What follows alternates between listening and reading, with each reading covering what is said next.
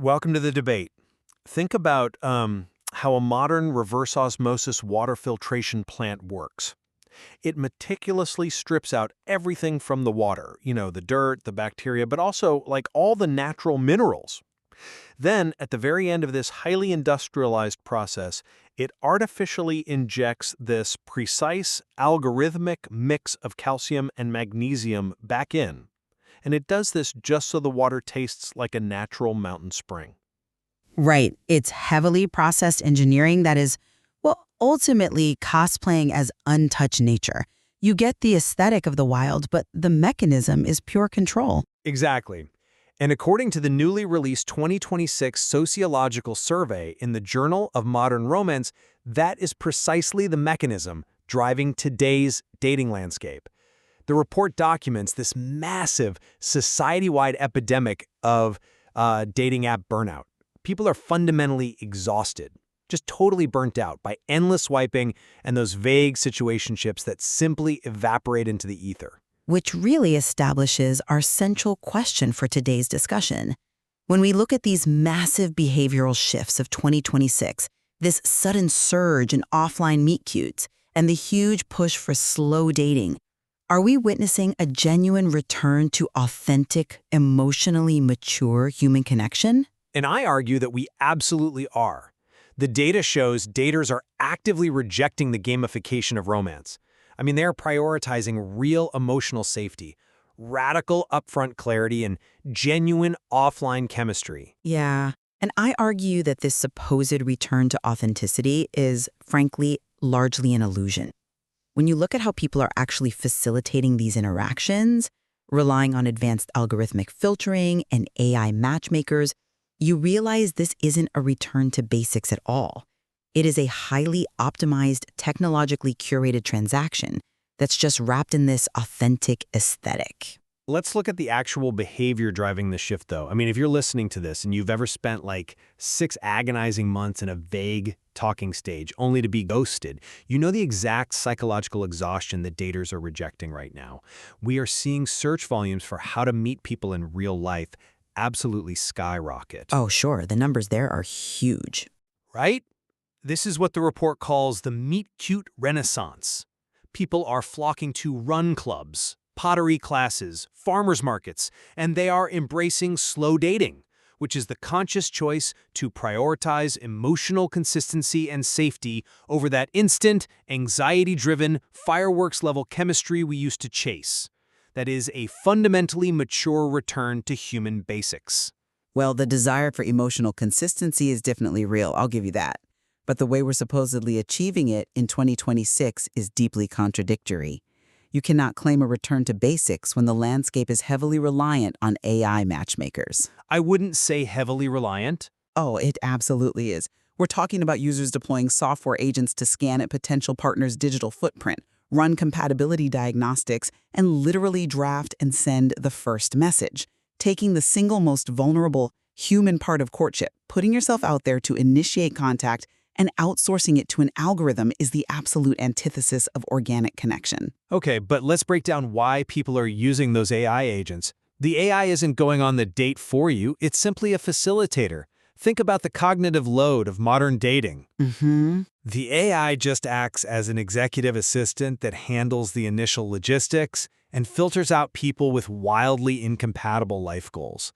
By the time you actually sit down across from someone at a coffee shop, the AI has eliminated the background anxiety of wondering if this person even shares your basic values. It saves you from wasting a Thursday night trying to force a connection with someone totally incompatible, leaving you free to just, be present. I come at it from a different way. If your AI agent is negotiating with their AI agent to generate the initial interaction, the very foundation of the relationship is engineered. Engineered is a strong word. But it is. We say we crave organic body language and natural serendipity at these run clubs. But how do you reconcile that with a system where your digital avatars have already scanned each other and generated a green compatibility checkmark behind the scenes?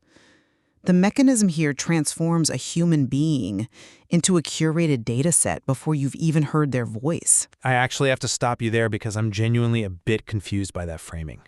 Are you saying that going in totally blind, with zero shared context, is the only way an interaction can be authentic? Because from my reading of the material, daters in 2026 aren't trying to engineer the perfect, flawless partner. They're just demanding clarity, which brings up this behavioral shift toward clear coding and true casting. Right. The trend of stating exactly what you want up front. Exactly. Whether someone is looking for marriage, a casual fling, or just wants to take things slow, clear coding is about showing up unfiltered from day one. Daters are actively killing the ambiguity of the toxic situationship.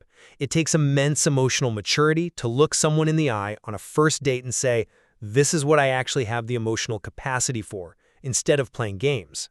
It certainly sounds like vulnerability, but mechanically, it operates like a corporate merger. A corporate merger? Come on. Really, you are essentially handing over a terms of service agreement with your appetizers, and this is exactly where the slow dating narrative falls apart for me.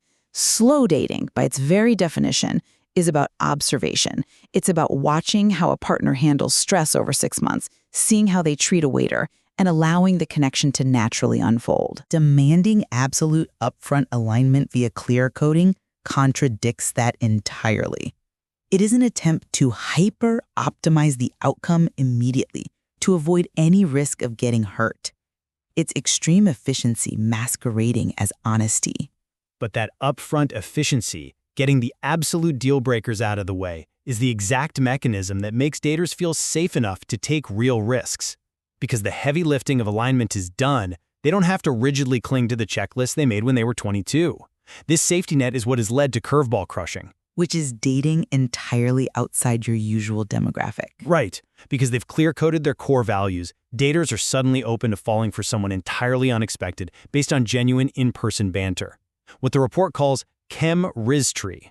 They are letting go of the superficial metrics and embracing genuine, unexpected vibes. But is it actually unexpected romance, or is it just the newest form of content creation? Oh, wow. No, think about it. If we look at the Gen Z edge cases in the data, you see this massive phenomenon of love luring.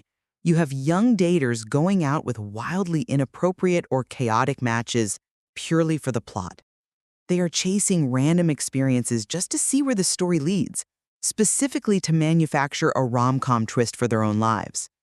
When you date for the plot, the underlying mechanism isn't romantic discovery. You are reducing the human being sitting across from you to a narrative prop. You're using them as an anecdote.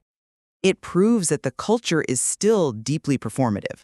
I'm not convinced by that line of reasoning because it misinterprets how human connection actually sparks. Saying love luring reduces people to props is like saying a traveler only visits a new city for the Instagram photo. Which many do. Sure, the photo might be the initial motivation to buy the ticket, but once you arrive, you're still walking the streets, smelling the food, experiencing the culture. Sometimes chasing the narrative thrill, the plot is exactly what forces us out of our algorithmic echo chambers.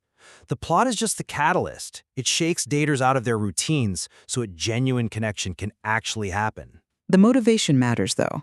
If you sit down at a table and your internal engine is driven by narrative consumption rather than mutual curiosity, the interaction is fundamentally asymmetric. One person is looking for a partner, and the other is looking for a punchline. Well, even if we accept that there are performative edge cases, the overarching structural shift in 2026 is defined by a refusal to tolerate nonsense. We've reached a point where platforms are actively prompting users to send respectful closure messages, and, as a result, ghosting has plummeted. People are finally learning to communicate rejections like adults. Furthermore, the old timeline stigmas are dead. Late bloomers are thriving. Finding love in your late 20s or 30s without the panic of an artificial timeline proves that emotional maturity really has become the new benchmark for connection. I will certainly agree that the decline in ghosting is a relief for everyone. It really is. However, look at the underlying mechanism. It relies on platform prompts. We literally need an app's push notification to remind us to be decent to one another. Relying on an algorithm to give us a closure script and an AI wingman to initiate our hellos shows that we still require incredibly heavy digital scaffolding just to function socially. The fact that we crave the organic nature of slow dating while simultaneously clinging to hyper-efficient AI filtering highlights a culture that is deeply conflicted, not healed. It is undeniably a fascinating tension we're all navigating. We have this deep, visceral craving for the messy, offline reality of the run club, right alongside a heavy reliance on sophisticated tech to curate who actually makes it to that offline stage. Absolutely. And, stripping away the rigid societal timelines is a profound cultural shift in how human beings approach companionship, regardless of how heavily engineered the introduction might be. Which leaves us with the compelling question. As you reflect on your own experiences with these 2026 trends, are you yourself a victim of app burnout, or are you truly thriving in this new era of clear coding? We'll leave that for you to decide.